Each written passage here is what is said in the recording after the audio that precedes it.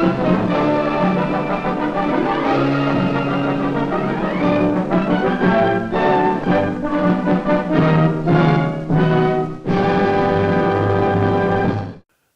name is Horace Lee Woodlief, Jr., and I was in we called it the Army Air Corps, but it was really the U.S. Army Air Force in those days.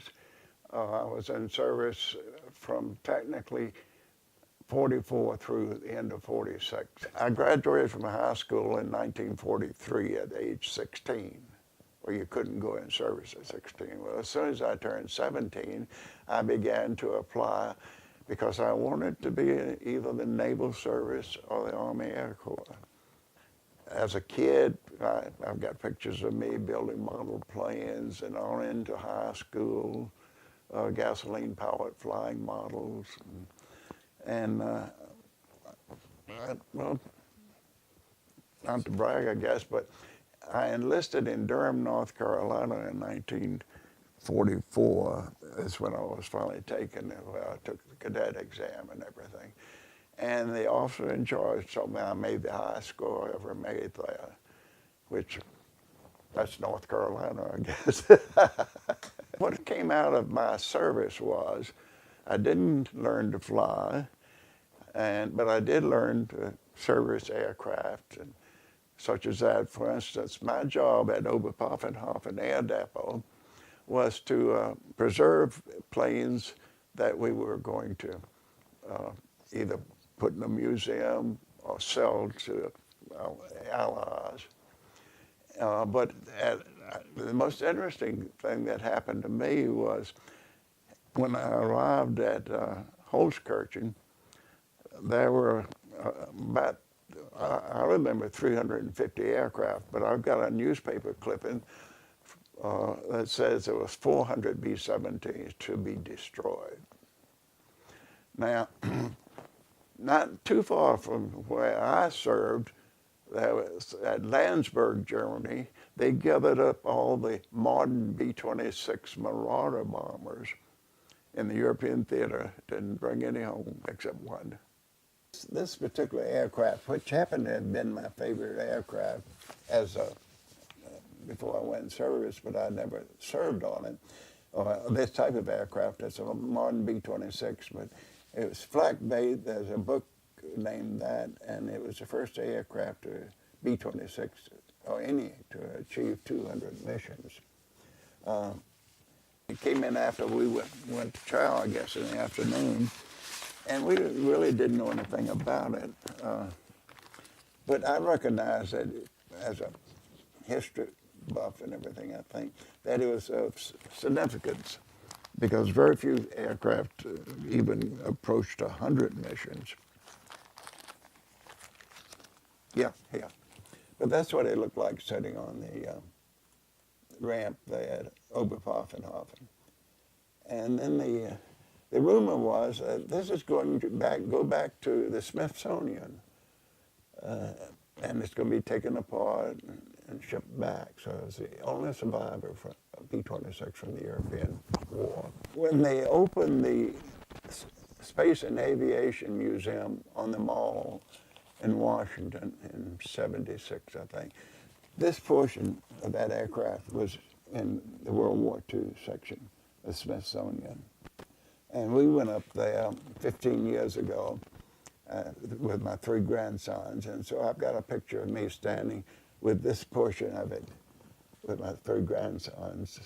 When I went up to the main base, the 44th Air Depot, my job was running up aircraft, because to keep an aircraft in those days on flying stylists, the engines have to be run up every 8 days. You can't go more than 8 days without starting and running the engine until all things check out. And so that's what I did up at Hoffenhofen. We were out running the planes.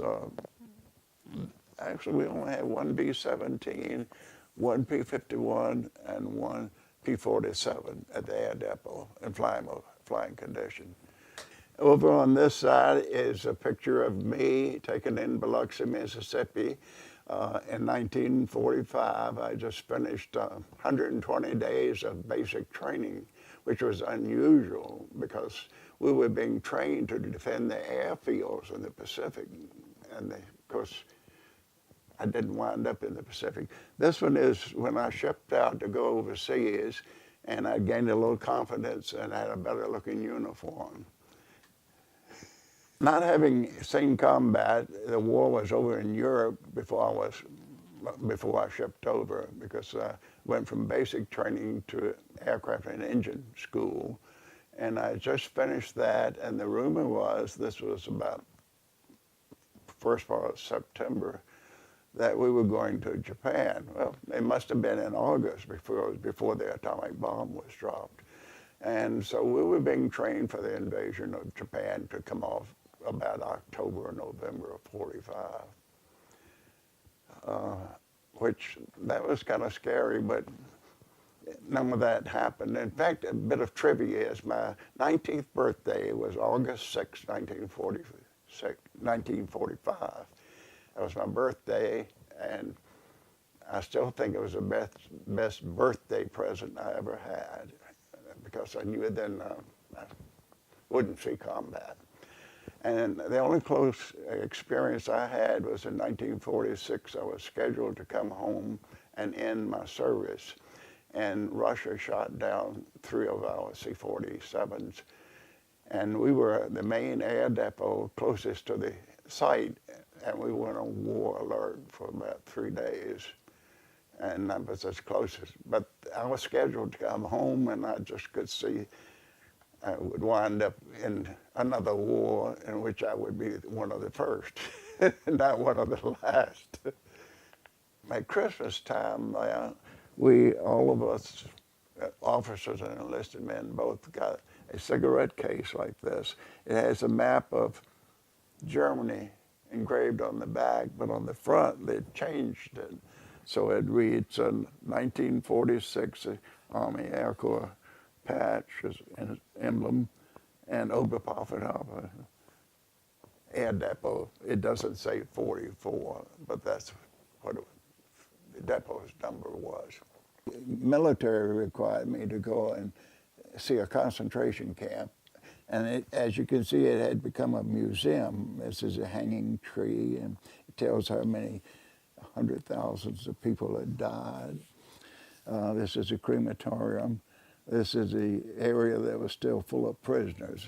The U.S. Army didn't release everybody. There were still some people that didn't know who they were. I'm a better person for having served, in my opinion.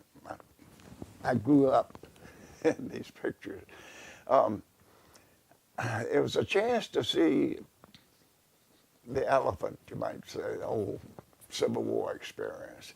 I got to see how terrible the war had been in Europe. I didn't fight in Europe. I don't really have any bad, and I'm talking about me personally, I don't have any bad memories. Basically, I've always been kind of a nonconformist, and I thought I'd love the military, but I didn't. I honor the military. I'm a military history buff. I'm very proud of having served, but now, and I guess I did as a teenager, I began to compare things, and it was a real enlightenment to me to see the destruction in France and Germany.